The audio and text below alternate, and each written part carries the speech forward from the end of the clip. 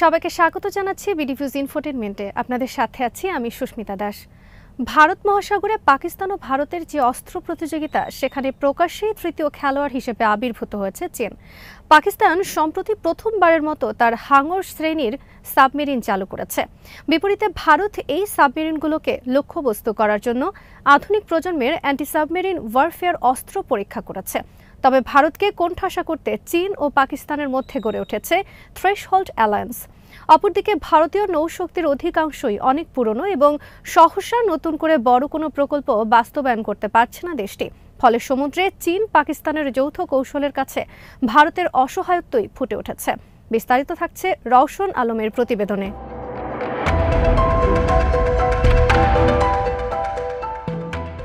নেভাল নিউজের প্রতিবেদনে বলা হয়েছে, পাকিস্তানের নতুন সাবমেরিনে দূরবর্তী লক্ষ্যবস্তু টার্গেট করার জন্য অত্যাধুনিক অস্ত্র ও সেন্সর যুক্ত করা হবে। China ship building and offshore international company লিমিটেডের সাথে করা একটি চুক্তির আওতায় এগুলো তৈরি করা হবে। 2015 সালে চীনা প্রেসিডেন্ট শি জিনপিংয়ের ইসলামাবাদ সফরের সময় এই চুক্তি হয়।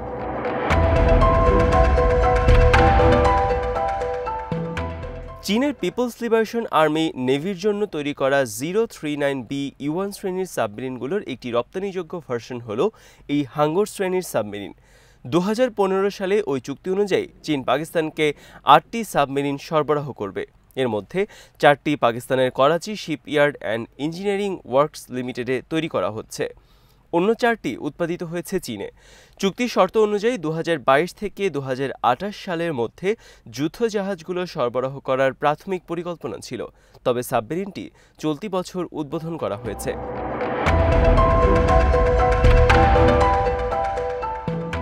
পাকিস্তান নৌবাহিনী সাবমেরিনের সাবসিস্টেম বা সুনির্দিষ্ট অস্ত্র ব্যবস্থা সম্পর্কে বিস্তারিত জানায়নি, তবে বিভিন্ন দিক বিবেচনা করলে দেখা যায় এগুলো 76 মিটার লম্বা হবে এবং 2800 টন পানি অপসারণ করবে। এগুলো কিছুটা খাটো, কিন্তু মূল S-26 সাবমেরিনের চেয়ে ভারী হবে। S-26 টাইপ 039B এর একটি রপ্তানি সংস্করণ, যা মূলত থাইল্যান্ডের জন্য তৈরি করা হয়েছিল।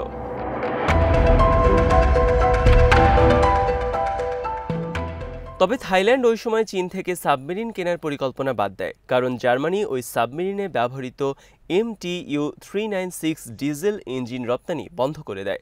অবশ্য পাকিস্তানের নতুন সাবমেরিনে চীনের CHD-620 ইঞ্জিন ব্যবহার করা হতে পারে। পাকিস্তান যদি হাঙ্গর শ্রেণীর এই সাবমেরিনগুলোতে Babur 3 submarine launched cruise missile দিয়ে সজ্জিত করে, তাহলে পাকিস্তান বড় ধরনের স্ট্রাইক অভিযান পরিচালনার সক্ষমতা অর্জন করবে।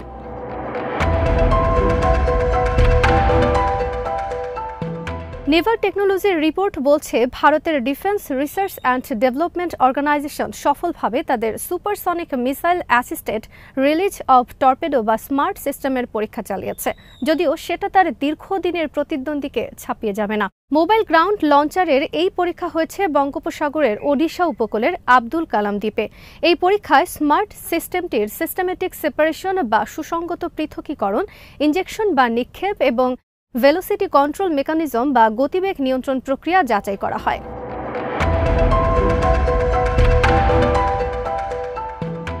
স্মার্ট হলো একটি মাঝারি পাল্লার ক্যানিস্টার ভিত্তিক অ্যান্টি সাবমেরিন ওয়ারফেয়ার সিস্টেম, যা একটি হালকা ওজনের টর্পেডোকে এর পেলোড হিসেবে ব্যবহার করে। 643 কিলোমিটার রেঞ্জের এই মিসাইল সিস্টেমটি জাহাজ বা উপকূলীয় ব্যাটারি থেকে লঞ্চ করা যেতে পারে।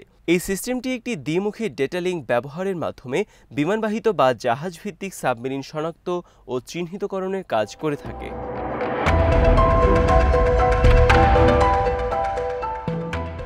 পাকিস্তান ও ভারতীয় নৌবাহিনীর মধ্যে শক্তিমত্তার যে বৈষম্য, তাতে সমুদ্রে একটি সামঞ্জস্যপূর্ণ যুদ্ধের জন্য নিজেকে প্রস্তুত করা পাকিস্তানের জন্য গুরুত্বপূর্ণ।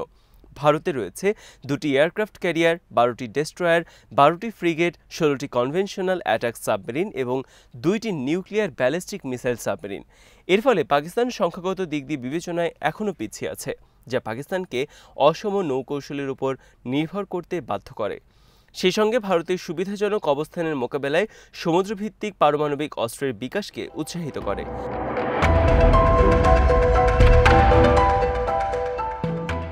অবজারভার রিসার্চ ফাউন্ডেশন বা ORF এর এক নিবন্ধে বলা হয়েছে, ভারতের প্রচলিত সামরিক শ্রেষ্ঠত্বের প্রধান প্রতিবন্ধক পাকিস্তানের পারমাণবিক অস্ত্র। কারণ ভারতকে মোকাবেলার ক্ষেত্রে দেশটি কৌশলগত পারমাণবিক অস্ত্র ব্যবহারের উপর ভিত্তি করেই তার প্রতিরোধ ব্যবস্থা গড়ে তুলেছে।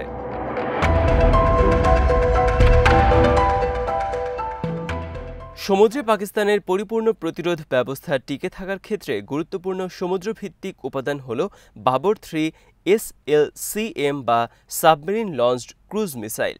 এর সাথে রয়েছে আবাবিল সিরিজের মাঝারি পাল্লার ব্যালিস্টিক ক্ষেপণাস্ত্রের মতো কৌশলগত পারমাণবিক অস্ত্র, যেমন মাল্টিপল ইন্ডিপেন্ডেন্টলি টার্গেটেবল রি-এন্ট্রি ভেহিকল বা MIRV।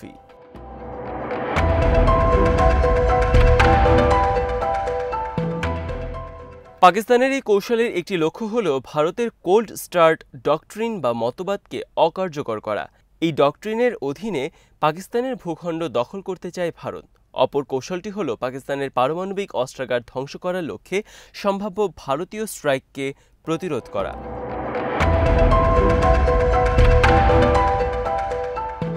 চীনা পরিকল্পনায় তৈরি পাকিস্তানের নতুন সাবমেরিনগুলিকে বেইজিং ও ইসলামাবাদের মধ্যে একটি ইমার্জিং থ্রেশহোল্ড অ্যালায়েন্সের ইঙ্গিত হিসেবে দেখা হচ্ছে, যার লক্ষ্য হল ভারত মহাসাগরে নিজেদের আধিপত্য বজায় রাখা।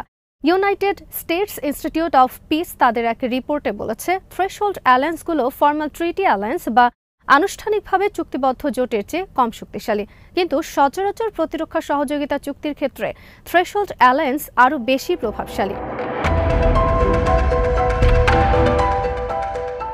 থ্রেশহোল্ড অ্যালায়েন্সের অন্যতম বৈশিষ্ট্য হল এতে সুপ্ত সামরিক সক্ষমতা বৃদ্ধিতে বড় ধরনের বিনিয়োগ থাকে। সংকটময় সময়ে রাজনৈতিক সিদ্ধান্তের পর এই সামরিক সক্ষমতাকে ব্যবহার করা হয়। এই ধরনের সম্পর্কের ক্ষেত্রে সাধারণত সক্ষমতার একত্রীকরণ, বার্ডেন শেয়ারিং বা বোঝা ভাগাভাগি, ভৌগোলিক অ্যাক্সেস অর্থাৎ জোটভুক্তদের মধ্যে পরস্পরের ভূমি ব্যবহারের অনুমতি এবং পাওয়ার প্রজেকশন বা ভবিষ্যৎ ক্ষমতার পূর্বানুমানের বিষয় অন্তর্ভুক্ত থাকে। এছাড়া এই ধরনের জোটগুলোর পারমাণবিক প্রচ্ছন্নতার ক্ষেত্রেও ভূমিকা রাখতে পারে, কারণ তাদের রয়েছে নিশ্চিত করার ও প্রতিবন্ধকতা তৈরির সক্ষমতা, যার মাধ্যমে তারা সংকটে দর কষাকষির ক্ষেত্রে সুবিধাজনক অবস্থানে থাকে।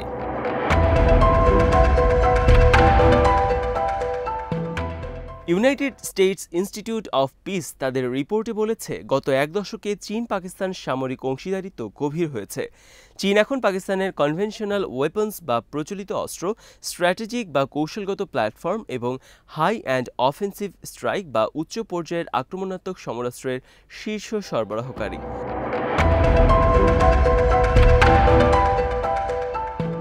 প্রতিবেদনে বলা হয়েছে, যুক্তরাষ্ট্র ও চীনের মধ্যে তীব্র প্রতিযোগিতামূলক সম্পর্ক, হিমালয় অঞ্চলে ভারত ও চীনা সীমান্তে সাংঘর্ষিক পরিস্থিতি এবং আফগানিস্তান থেকে মার্কিন সেনা প্রত্যাহারের বিপর্যয়কর সিদ্ধান্ত পাকিস্তানের সাথে কৌশলগত সহযোগিতা বাড়ানোর ক্ষেত্রে চীনকে উৎসাহিত করেছে।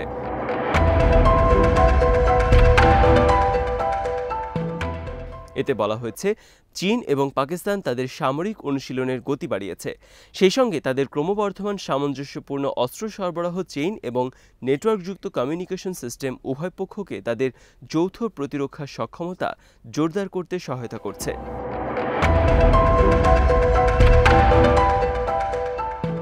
এশিয়া টাইমসের এক প্রতিবেদনে বলা হয়েছে, ভারত মহাসাগরে চীন ও পাকিস্তানের যৌথ অপারেশন দুদেশের জন্য উপকারী হতে পারে। পশ্চিম প্রশান্ত মহাসাগরের তুলনায় এই সমুদ্র অঞ্চল চীনা নৌবাহিনীর অপারেশনের জন্য আকর্ষণীয়, কারণ পশ্চিম প্রশান্ত মহাসাগরে মার্কিন ও জাপানি নৌবাহিনীর জোরালো টহল রয়েছে।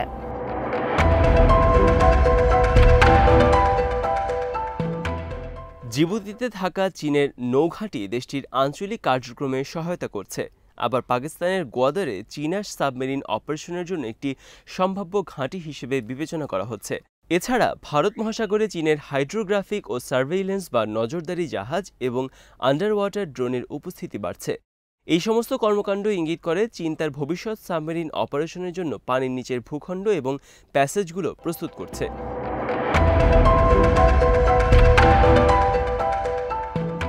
ভারত মহাসাগরে চীনের ক্রমবর্ধমান উপস্থিতি ভারতের প্রভাবকে হুমকির মুখে ফেলেছে। এমনকি দিল্লিকে তার একচেটিয়া অর্থনৈতিক অঞ্চলে আপোস করতে হতে পারে বলেও মনে করা হচ্ছে। ভারত মহাসাগরে চীনের অবস্থান বঙ্গোপসাগর এবং আরব সাগরেও ভারতীয় নৌসম্পদ এবং জাহাজের উপর নজরদারি বাড়াতে পারে।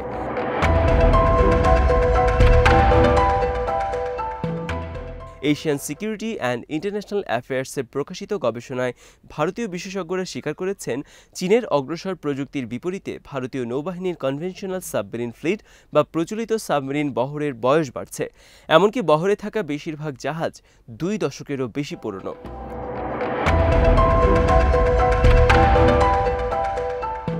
এসব বিশ্লেষকরা বলছেন ভারতে 30 বছরের সাবমেরিন বিল্ডিংয়ের যে পরিকল্পনা তাতেও বিলম্ব হচ্ছে।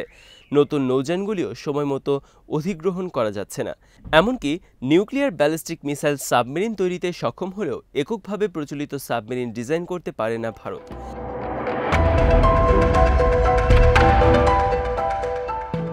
সাপ্লাই চেইন সমস্যার কারণে বিলম্বের সম্মুখীন হয়েছে ভারতের শ্যালো ওয়াটার ক্রাফট করভেট তৈরির প্রকল্প।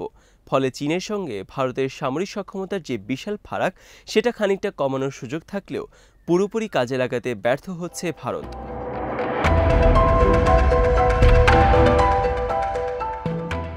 আজ এখানেই শেষ করছি।